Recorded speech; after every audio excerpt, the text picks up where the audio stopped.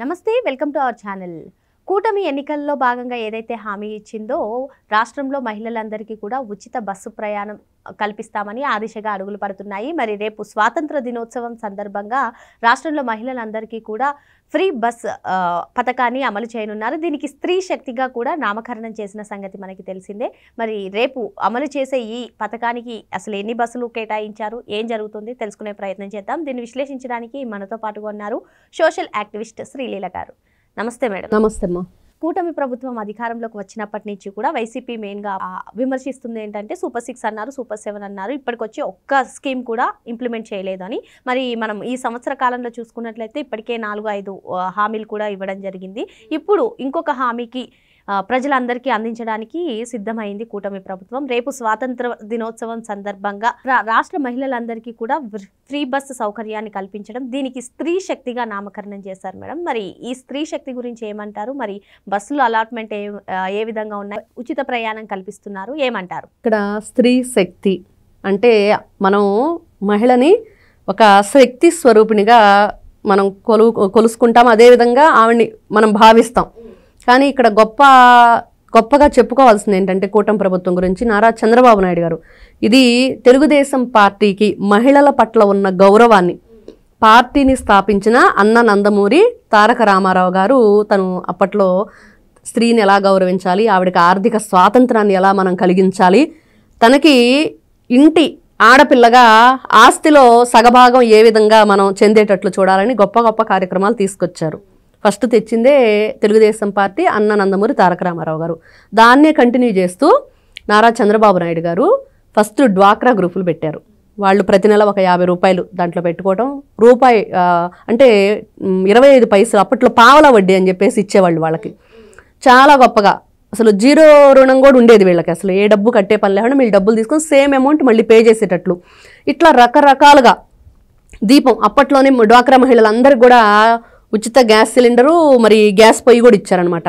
ఆ మండల స్థాయిలో వెళ్ళి వీళ్ళందరూ కూడా గ్రూపులన్నీ వెళ్ళి ఆ పొయ్యిలన్నీ తెచ్చుకునేవాళ్ళు. అది కూడా చాలా మంచి కార్యక్రమం జరిగేది. తర్వాత మళ్ళీ మనం చూసాం దీపం 2.0. మళ్ళీ ఇప్పుడు ఉచిత ప్రయాణం మహిళలకి. నిజంగా స్త్రీ శక్తి అంటే ఏంటి, వాళ్ళు మహిళలు ఈ రోజున బయటికి వెళ్ళి మరి వాళ్ళు కూడా కుటుంబ పోషణలో భాగంగా మారి, భర్తకి వీళ్ళు కూడా చేదోడు వాదోడుగా మారి పిల్లల సంరక్షణ, ఇంటి రక్షణ, అదేవిధంగా వీళ్ళ బాధ్యత, బయటకు వెళ్ళి డబ్బు సంపాదించే స్థాయిలో ఉన్న వాళ్ళు మరి బయటికి వెళతంటే వీళ్ళు ఎట్లాంటి ఇబ్బందులు పడుతున్నారు. ముఖ్యంగా మధ్యతరగతి కుటుంబాల వాళ్ళే ఈ ప్రయాణాలు చేస్తూ ఉంటారు బస్సుల్లో. మరి ఆ బస్సు మధ్యతరగతి వాళ్ళంటే వాళ్ళు వచ్చే నెల జీతం మరి ఛార్జీల్లో ఎంత వెళ్ళిపోతుంది, దీనికి పేమెంట్ చేయాలంటే వాళ్ళు ఎంత బాధపడుతున్నారు, ఇవన్నీ కూడా పరిగణలోకి వస్తాయి. నిజంగా ఈ రోజున చాలామంది చాలా రకాలుగా ఈ ఉచిత ప్రయాణం ఏంటి వేస్ట్ అని మాట్లాడే వాళ్ళు ఉన్నారు.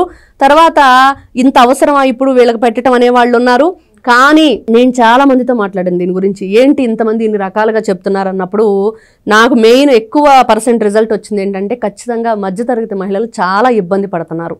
వాళ్ళకి చాలా అవసరం ఇది. బయటికి వెళ్ళి వాళ్ళు ఉద్యోగాలు చేయాలన్నా ఏదైనా పనులకు వెళ్ళాలన్నా కూడా ఈ ఉచిత బస్సులో వెళితే వాళ్ళకి ఈ డబ్బులు సేవ్ అవుతాయి, అది వాళ్ళ ఫ్యామిలీకి దేనికో దానికి ఉపయోగించుకుంటారు. చాలా మంచి కార్యక్రమం అని తెలిసింది. నిజంగా ఆ తర్వాత నాకు అనిపించింది, ఓహో అంటే రకరకాలుగా ఒక దాని గురించి ఎంత మనం బయట ఎంక్వైరీ చేస్తే ప్రజల్లో ప్రభుత్వం టైం తీసుకోవడం గురించి కూడా పక్క రాష్ట్రాల్లో అయిన తెలంగాణ, కర్ణాటకలో ఇప్పటికే ఇంప్లిమెంట్ అయి ఉన్నాయి. వాటిని అధ్యయనం చేసే ఓ కొలిక్కి వచ్చారన్నట్టుగా కూడా తెలుసు. అంటే ఇంత టైం పట్టింది అని అంటే ఇక్కడ ఒకటమ్మా, నిజంగా మొన్న చూసాం వైఎస్ఆర్సీపీ పార్టీకి సంబంధించిన కొంతమంది మహిళలు మాట్లాడటం, వరుది కళ్యాణి కానివ్వండి, ఇంకా కానివ్వండి, ఇంత టైం మిగతా రాష్ట్రాల్లో వాళ్ళు హామీ ఇచ్చి 4 రోజులకి అమలు చేశారంటే ఇక్కడ అమలు చేయలేకపోవటానికి కారణం ఏంటి తెలుసా? అసలు వైఎస్ఆర్సీపీ పార్టీ అధికారంలో ఉన్నప్పుడు వర్షాకాలంలో ఆర్టీసీ బస్సుల్లో కూడా గొడుగులు వేసుకున్న పరిస్థితి. ఒకసారి గూగుల్లోకి వెళ్ళి కొడితే అన్నీ వస్తాయి ఫోటోలు. వీళ్ళు బస్సులను ఏ విధంగా చేశారు, వాళ్ళకి అసలు కనీసం మెయింటెనెన్స్ లేదు, రోడ్లు సరిగ్గా లేవు, ఎక్కడ చూసినా కూడా యాక్సిడెంట్లు, ప్రాణాలు పోవటం, అంత రాష్ట్రం అంతా అల్లకల్లోలంగా ఉంది. మరి 350 కోట్ల రూపాయలతోటి గుంటలు పూడ్చడానికి అయ్యింది. తర్వాత చూస్తే ఈ బస్సులన్నీ కూడా రిపేర్లకి, మరి అక్కడున్న కండక్టర్లకి దీని గురించి శిక్షణ ఇవ్వటం, జీరో అమౌంట్ సంబంధించి అవి టికెట్స్ ఇవ్వటం, స్త్రీ శక్తి అని దాని మీద ఎలా రావాలి, మరి 5 రకాల బస్సుల్లో వీళ్ళకి ఉచితంగా ఏ విధంగా ప్రయాణం మనం కల్పించాలి, దీనికోసం ఎలక్ట్రిక్ బస్సులు ఎన్ని కావాలి, అవి తిరగాలంటే రోడ్లు ఎలా ఉండాలి, మరి దానికి సంబంధించి మరి సిబ్బందిని ఏ విధంగా మనం అరేంజ్ చేసుకోవాలి, అసలు రాష్ట్ర వ్యాప్తంగా ఎంతమంది మహిళలు తిరుగుతున్నారు, అదేవిధంగా జిల్లాల వారీగా, మండలాల వారీగా, గ్రామాల వారీగా మరి ఎంతమంది మహిళలు ప్రయాణిస్తున్నారు అనేది నివేదిక తెప్పించుకొని దాని మీద పూర్తిగా రీసెర్చ్ చేసి ఇదిగో ఈ విధంగా మనం చేస్తే వీళ్ళకి లబ్ధి చేకూరుతుంది, మహిళలు ఈ విధంగా వీళ్ళు లబ్ధి పొందుతారు అని ఎన్నో ఆలోచనల తర్వాత ఈ రోజుకి అది ఒక కొలిక్కి వచ్చింది అనుకోవాలి. నిజంగా ఎంత దాని మీద వర్క్ చేస్తే ఈ రోజున ఇంత డేటా మనకు వస్తుంది. కండక్టర్లకు మరి ఆ టికెట్ గురించి శిక్షణ ఇవ్వాలి. మరి ఇవన్నీ లేకుండా ఏదో గుడ్డెద్దు చేలో పడ్డట్టు వైఎస్ఆర్సీపీ పార్టీ వాళ్ళ పరిపాలన లాగా చేస్తే కుదరదు కదా. ఈ రోజున కూటమి మరి అదేవిధంగా తెలుగుదేశం, జనసేన, బీజేపీ కలిసి ముందుకు వెళుతున్న తరుణంలో ఖచ్చితంగా ప్రతి ఒక్కరికి ఇక్కడ మొన్న నారా చంద్రబాబు నాయుడు గారు కేబినెట్ మీటింగ్ పెట్టినప్పుడు కూడా ఏం చెప్పారంటే, ముందు వెళ్ళి ఫస్ట్ ఆటో డ్రైవర్లను కలవండి, వాళ్ళ ఫ్యామిలీ ఏంటి, వాళ్ళకి నెల అసలు ఆటో మీద రోజుకి ఎంత వస్తుంది, నెల తిరిగేటప్పటికి వాళ్ళ ఆర్థిక పరిస్థితి ఏంటి, మరి ఇవన్నీ చేసిన తర్వాత వాళ్ళకి మనం ఏం చేయగలుగుతాం ఆ నివేదిక ఆయన తెప్పించుకోబోతున్నారు. ఎందుకంటే వైఎస్ఆర్సీపీ వాళ్ళు ఎప్పుడో గొడవ చేయించి వాళ్ళ చేత కొంచెం వాళ్ళ ఛానల్లో అది చేయించడానికి ట్రై చేశారు ఆటో డ్రైవర్ల చేత వ్యతిరేకంగా కూటమి ప్రభుత్వానికి. కానీ ఆ పప్పులు పెద్దగా ఉడికినట్లేవు.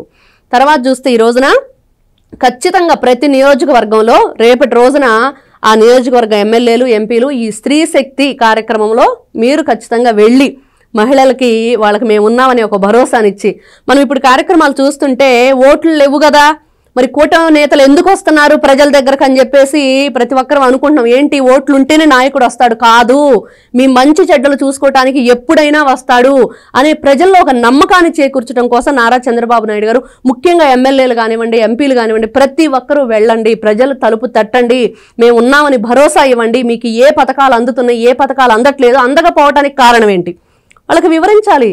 చెప్పినప్పుడు వాళ్ళు తెలుసుకుంటారు. అదేవిధంగా ఈ స్త్రీ శక్తి అనేది కూడా రకరకాలుగా ఏదో లగ్జరీ బస్సుల్లో కావాలి, ఏదో ఇందిరా బస్సుల్లో కావాలి, ఏసీ బస్సుల్లో కావాలంటే ఇప్పటికే దాదాపుగా 20 కోట్ల రూపాయలు ఖర్చు ఏదో అవుతుంది దానికి.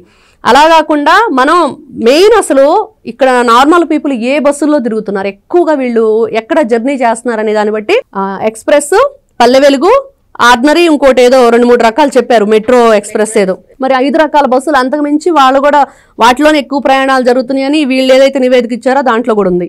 ఇన్ని రకాలుగా దాని గురించి ఆలోచించి కూటమి ప్రభుత్వం స్త్రీ శక్తి పేరుతో మహిళలకు లబ్ధి చేకూరే విధంగా, వాళ్ళకి మనోధైర్యాన్ని కలిగించే విధంగా, ఆర్థిక బలాన్ని చేకూర్చే విధంగా ఉంటే రకరకాల అపోహలు, ఆలోచనలు, వీళ్ళని ఏ విధంగానైనా సరే ప్రజల మనసు విరిగిపోయేలా వీళ్ళ మాటలు, వైఎస్ఆర్సీపీ పార్టీ పని అదేగా ఉంది. కాబట్టి స్త్రీ శక్తి అనేది ప్రతి ఒక్కరూ కూడా ఉపయోగించుకోబోతున్నారు, ప్రతి ఒక్కరు కూడా ఆనందంగా ఉన్నారు.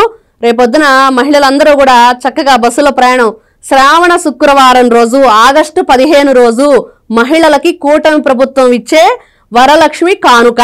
ఖచ్చితంగా ఈ స్త్రీ శక్తి ప్రతి ఒక్కరూ కూడా చాలా ఆనందంగా ఉన్నారు, కూటమి ప్రభుత్వాన్ని ఆదరిస్తున్నారు, అభినందిస్తున్నారు. వాళ్ళందరి ఆశీస్సులు కూడా కూటమి ప్రభుత్వానికి ఉంటున్నాయి. మరి స్వాతంత్ర దినోత్సవం సందర్భంగా రాష్ట్ర మహిళలందరికీ కూడా ఆర్థిక స్వేచ్ఛను కల్పించే విధంగా ఈ స్త్రీ శక్తి పథకాన్ని కూటమి ప్రభుత్వం ప్రారంభించబోతుందని మేడం చెప్తున్నారు. మరో అంశంతో మళ్ళీ కలుద్దాం. Thank you madam. నమస్తే.